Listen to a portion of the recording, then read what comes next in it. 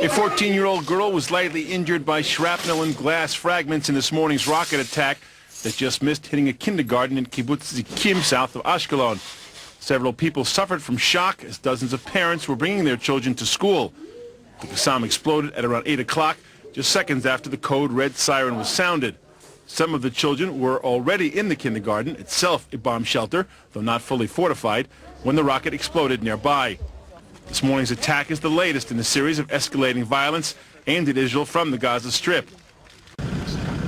At 7 a.m. this morning, another Qassam rocket was fired at Israel from the Gaza Strip. This was the 8th missile attack since Friday. It exploded in an open area in the vicinity of the Eshkol Regional Council. There were no injuries or damage caused. However, it added to the growing tension on the Gaza border. Yesterday afternoon, 3 foreign workers from Thailand were wounded when a mortar shell exploded in a kibbutz close to Gaza. The 3 were evacuated to hospital, 1 in serious condition, while the 2 others were described as moderately hurt. Colleagues of the injured foreign workers were overtly shocked by the incident. After 2 more shells hit the kibbutz, residents were ordered to take cover in protective shelters for most of the day. The Islamic Jihad organization took responsibility for those attacks. All foreign workers employed in farms along the Gaza Strip did not work today and were given counseling by social workers to help lower their anxiety level. Tensions today remained high in the south following last night's barrage of Palestinian-fired Gaza rockets that hit Ofakim and Netivot. According to Palestinian sources, Israeli naval vessels this morning retaliated by firing at a post operated by the Al-Quds Brigade's military wing of Islamic Jihad near Khan Yunis. One of last night's Gaza rockets slammed into a residential neighborhood in Netivot, not far from a synagogue where a wedding celebration was being held. 4 people suffered from shock, and damage was caused to a road and a parked car. Wedding Gas reported hearing the fierce explosion and objected to the failure of the color red missile alert system that wasn't activated, which the Army is now investigating. Just minutes after the first, another Grad hit Ofakim with no reported injuries or damage. Today's flare-up began when 6 terrorists connected to the Islamic Jihad exploded a bomb targeting soldiers along the security fence in the western Negev. Palestinians also fired 6 mortars without causing injury or damages. A Grad Malakatyusha rocket struck Beersheba at about 8:45 last night, causing extensive damage to homes in the area, but no casualties.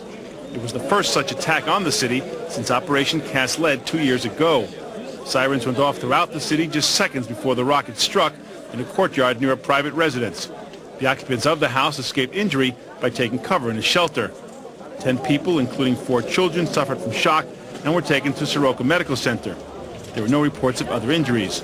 Another rocket hit the Netivot area shortly after, causing no harm. When people all around the region are demanding more democracy, more freedom, more representation, Hamas is not only oppressing its people even more, but they have chosen this moment to fire rockets indiscriminately against Israeli civilians. Following the attack on Beersheba, Foreign Minister Avigdor Lieberman instructed the UN delegation to submit a complaint to the Security Council and General Assembly. Israel will not remain indifferent to these acts, Lieberman stressed in a statement. The Palestinian firing of rockets into Israel continues to escalate. One Qassam landed earlier this morning in an open field in the Eshkol Regional Council. We open with breaking news of the naval interception of an Egyptian-bound ship carrying Iranian weapons for terrorists in Gaza. The Army says that the German-owned cargo vessel Victoria originated in Latakia port in Syria and then proceeded to Mersin port in Turkey. The Victoria cargo ship was laden with a staggering 50 tons of advanced weaponry. The IDF displayed over 2,500 mortar shells, 2 radar systems, 2 launching systems, and nearly 70,000 bullets for Kalashnikov rifles discovered in the ship's containers. By far the most sophisticated weapons seized were 6 Chinese-made C-704 surface-to-sea missiles, which have a range of approximately 35 kilometers. The arms cache was conspicuously accompanied by a manual in Persian with an Iranian Revolutionary Guard emblem. The IDF cited this as evidence that the Islamic Republic orchestrated the smuggling endeavor. And here at home, sporadic violence continued along the Gaza border throughout the day as Hamas terrorists lobbed several mortars into Israel and attacked IDF forces in the area. 2 terrorists were killed overnight while trying to plant an explosive charge at the border fence near Kibbutz Alumot. We get more on the violence in this report from IBA's Dennis Zinn. Residents of the area of the Shara Negev Regional Council spent the day clearing away the damage caused by the 49 mortars which were lobbed at them yesterday.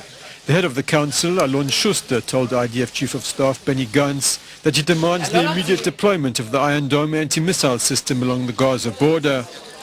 Gantz toured the area yesterday afternoon. Schuster told him that he's aware that the weapon was designed to combat Qassam rockets and is less effective against mortars, but he added, a partial solution is better than none. He said that the residents of the south refused to be held hostage by the Hamas any longer. Meanwhile, Hamas turned its wrath on the Western media. Officials raided the offices of several foreign news agencies in Gaza yesterday, confiscating equipment, causing damage and threatening the staff. These shots are from the Reuters news agency, where a camera and a videotape were removed. The violence flared after several journalists were seen documenting Hamas policemen forcibly preventing people from taking part in a peaceful demonstration. Any form of protest is effectively banned in the Gaza Strip. The protesters were calling for reconciliation and unity amongst the different Palestinian factions. Dennis Zinn, IBA News.